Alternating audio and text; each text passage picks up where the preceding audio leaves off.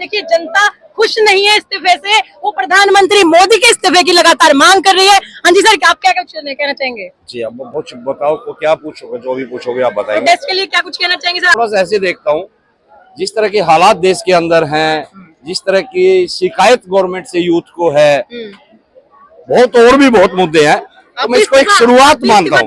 मैं होगा प्रधानमंत्री को तो जाना ही पड़ेगा, डेफिनेटली जाना पड़ेगा। बस मैं ये चाहता हूँ कि प्रधानमंत्री खुद निकल जाए तो एक पद की गरिमा होती है जो वो बची रहे। अदरवाइज ये एक शुरुआत है, इसको मैं पूरी तरह आंदोलन ना कह के गुस्सा, जो यूथ का गुस्सा, छात्रों का गुस्सा जो था, वो इसको मैं मानता हूँ। और धीरे धीरे ये गुस्सा, मैं आपको बताता हूँ, ये फैल रहा था, जिससे सरकार बैकफुट पे आई और सरकार ने स्टूडेंट्स की बात मानी। लेकिन ये जो सरकार है, इसमें एक नई शुरुआत, मतलब लोगों ने देखा है कि ये भी झुक सकते हैं, ये तानाशाह भी झुक सकते हैं अगर यूनाइट होकर लड़ाई लड़ी जाएगी। और ये जो लड़ाई छात्रों की है, मैं उनको बधाई भी देता हूँ, मुबारकबाद देता हूँ। उन्होंने इतनी मेहनत की, सब कुछ छोड़ के यहाँ पड़े रहे रात दिन, तो उनकी एक ये जीत के रूप में मैं देखता हूँ। दूसरा, छात्रों की जो लड़ाई थी, वो लड़ाई वो अपने अधिकारों को लेकर बल्कि ना लड़ रहे थे, वो अपने भविष्य को लेकर ये लड़ाई लड़ रहे थे। और वो आगे भी लड़ाई तो लड़नी पड़ेगी, भविष्य अभी भी अंधकार में नजर आता है। क्या एक अस्तीफा तो ठीक, अच्छी बात है, डिमांड थी हमारी छात्रों की, हो गया।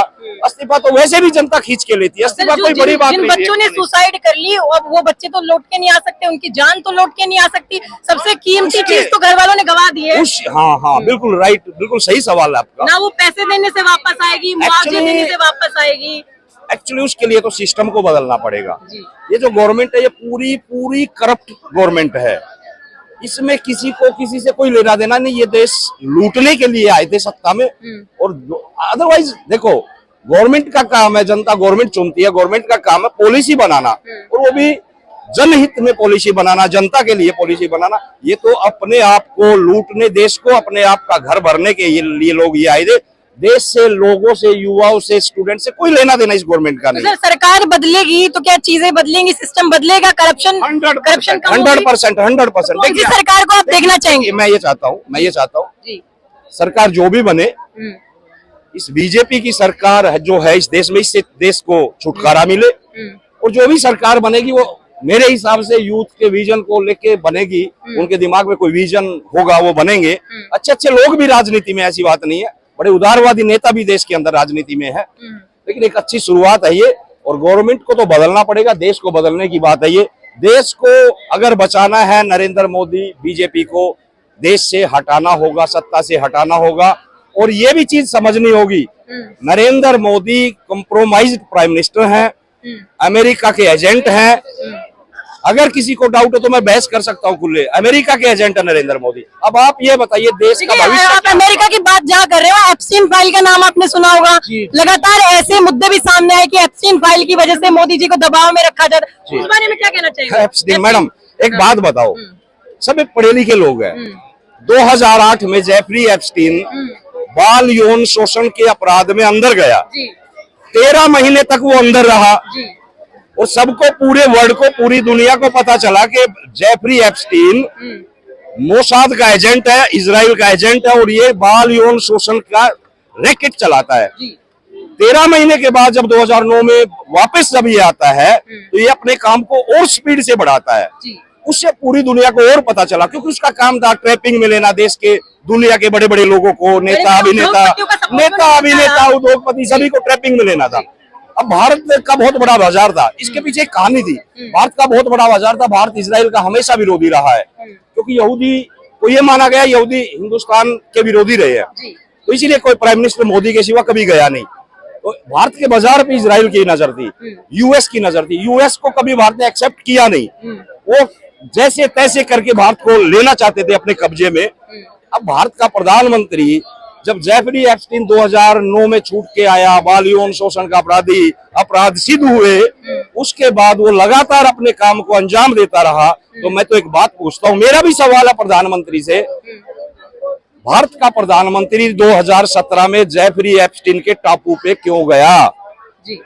एक सवाल है बहुत बड़ा अपने आप में। ये सर क्यों लगातार गया वो? बयान दे रहे हैं प्रधानमंत्री मोदी अमेरिका के एजेंट है, इतना बड़ा बयान उन्होंने आज दिया है और एप्स्टीन फाइल का मुद्दा लगातार उठता रहा, विपक्ष ने भी इस मुद्दे को उठाया था। दूसरा मैम, जेफरी एप्स्टीन के जो टापू है उसपे वो उसकी अपनी प्लेन से जाते हैं, प्राइम मिनिस्टर का कोई प्रोटोकॉल नहीं था, उसके जहाज में गया और क्या हुआ उसके बाद लगातार प्राइम मिनिस्टर कॉम्प्रोमाइज हो गया, प्रधानमंत्री अमेरिका के इशारे पे चलने लगा। अब तो मैडम ऐसा लगता है देश का प्राइम मिनिस्टर CIA का एजेंट है। अच्छा सर, मैं आज सुबह से देख रही हूँ लोग ना आज इंस्टाग्राम पे ट्रेंड चला रहे, we support Modi ji, we support Modi ji. उन अंधभक्तों के लिए क्या कहना चाहेंगे आप? अंधभगत अब आज हालत उनकी बहुत बुरी होगी शायद, मेरे को लग रहा है। हाँ जी सर, वो लोग अब तक नेशनलिज्म को मिल करते हैं, अब वो लोग नेशनलिज्म को थोड़ा सा चैंपियन करे, रिजाइन करे। अब उनको नेशनलिज्म नहीं, नेशनलिज्म ही बचा सकता है। तो बस रिजाइन करें, हमको और कुछ नहीं चाहिए। इफ बट से हमारा काम नहीं चलेगा, रिजाइन करिए, वैकेंसी आएगी, कोई एक नया आएगा। इस सरकार से तो वैसे कोई उम्मीद नहीं है, लेकिन पता नहीं अब जनता के मूड पे डिपेंड करता है कि अगर फिर से कोई, अब वो कंगना रनौत को बना दिया, स्मृति ईरानी को फिर से बना दिया, तो क्या ही फायदा है। हम चाहते हैं कि बस अभी मतलब पूर्ण इलाज हो, सरकार जाए और फिर से।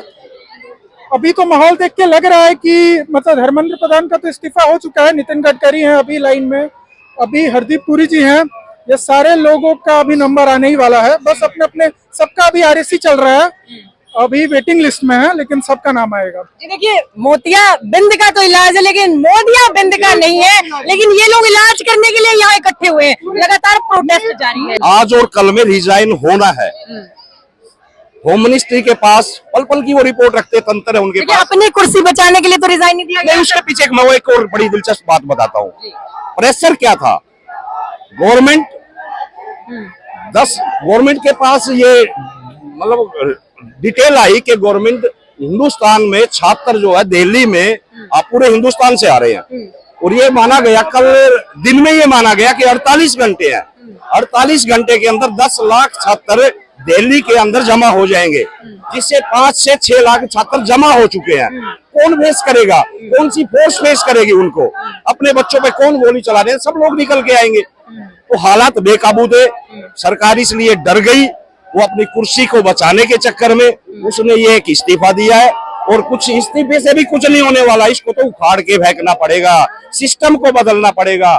अभी युवाओं का भविष्य ऐसे संवर नहीं सकता है। देखिए, सरकार कहना है कि शिक्षा मंत्री बदलने का नहीं, सिस्टम बदलने का समय है, सरकार बदलने का समय। अब देखा जाएगा आगे जनता सरकार कैसे बदलती है, जनता से ही सरकार बनती है। और अब जनता जो है आक्रोशित है PM मोदी पर, और गुस्सा जनता का जंतर मंतर पे लगातार फूट रहा है।